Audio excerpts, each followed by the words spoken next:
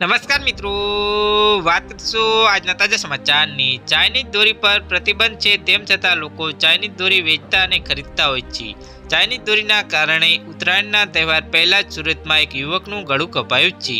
યુવકને ગળાના ભાગથી મગજમાં જતી 3 નસ ચાઇનીઝ દોરીથી કપાઈ જતા આઈસીયુમાં દાખલ કરવામાં આવ્યું છે।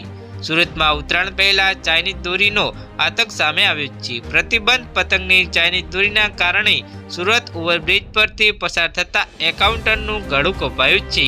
ગળાના ભાગથી મગજમાં જતી 3 નસ ચાઇનીઝ દોરીથી કપાઈ જતા ભોગ બનનાર સમર્થન નાવડિયાને ખાનગી હોસ્પિટલમાં સારવાર અર્થે ખસેડાયો છે। ગંભીર રીતે ઘાયલ થયેલો યુવક હાલ આઈસીયુમાં દાખલ છે।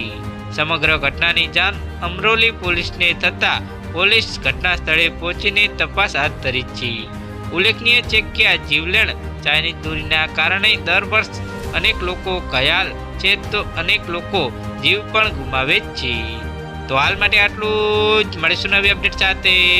જો તમને અમારા વિડીયો પસંદ આવતા હોય તો વિડીયોને લાઈક કરી ચેનલને સબસ્ક્રાઈબ કરી બાજુમાં આવેલા બેલ આઇકનને દબાવી દેજો, જેથી તમને આવા નવા સમાચારની અપડેટ મળતી રહે।